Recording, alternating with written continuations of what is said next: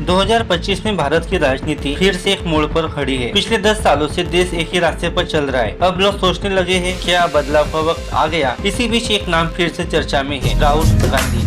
वो नेता जिसने हार देखी, ताने सुने, लेकिन कभी भी पॉलिटिक्स नहीं छोड़ी। अब वो एक नए रूप में दिखना चाहते हैं, सीरियस, फोकस, एग्रेसिव और लोगों के करीब। उनके लिए ये वक्त बहुत अहम है, क्योंकि यही आने वाला समय तय करेंगे कि वो सिर्फ एक नाम रहेगा या असली लीडर। तो चलिए शुरू कर दे आज की वीडियो। क्या 2029 में राहुल गांधी अगले प्राइम मिनिस्टर बन सकते हैं?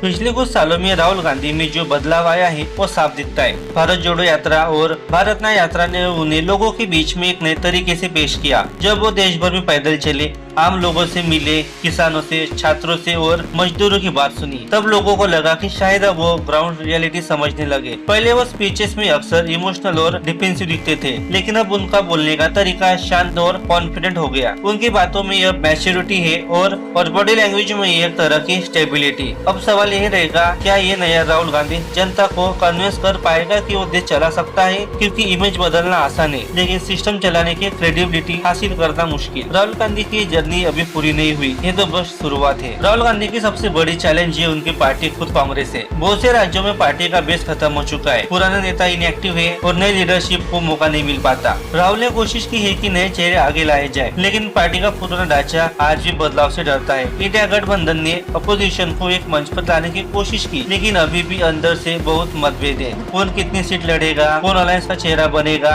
ये सब बातें 2025 में अभी भी साफ नहीं है। राहुल गांधी के सामने एक बड़ा सवाल है, क्या वो इन अलग अलग दलों को एक टीम की तरह चला पाएंगे? क्योंकि 2029 में पावर तक पहुंचने के लिए सिर्फ पॉपुलरिटी नहीं, यूनिटी भी चाहिए। अगर वो कांग्रेस को रिवाइव कर पाए और रीजनल लीडर्स को बराबरी का सम्मान दे पाए तो इक्वेशन बदल सकता है। लेकिन अगर ईगो क्लैशेस वैसे ही चलते रहे तो ये मौका भी हो सकते हैं। राहुल गांधी में अब अवेयरनेस तो है, पर भारत जैसे देश को चलाने के लिए सिर्फ अवेयरनेस, एग्जीक्यूशन भी चाहिए। उनकी स्पीचेस में अब unemployment, education, health, farmers, women safety और टेक्नोलॉजी जैसे मुद्दे शामिल है। लेकिन जनता अब सिर्फ सुनना नहीं चाहती, उसे एक्शन देखना है। राहुल को अब ये दिखाना होगा कि उनके पास सिर्फ सवाल नहीं, जवाब भी है। अगर वो अगले कुछ सालों में सिर्फ पॉलिसी और प्रैक्टिकल सोल्यूशन पेश करते हैं, जैसे यूथ के लिए जॉब मॉडल, फार्मर्स के लिए इनकम प्लान, हेल्थ और एजुकेशन में रिफॉर्म, तो एक भरोसेमंद विकल्प बन सकते हैं अगले पीएम के लिए। 2025 से 2029 तक का वक्त उनके लिए सबसे अहम है। ये वो साल है जब उन्हें अपोजिशन लीडर से एक फ्यूचर प्राइम मिनिस्टर की छवि में बदलना ही होगा। वो पहले जैसे नहीं रहे, लेकिन अभी भी वो मंजिल से दूर है। लोगों में क्यूरियोसिटी है,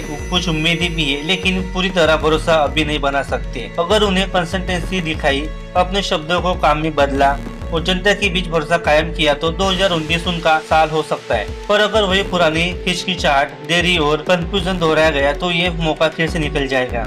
क्या वो सिर्फ एक पॉलिटिकल सरने में या आने वाला भारत का नया नेता? हमें कमेंट में जरूर बताएं। Thank you for watching.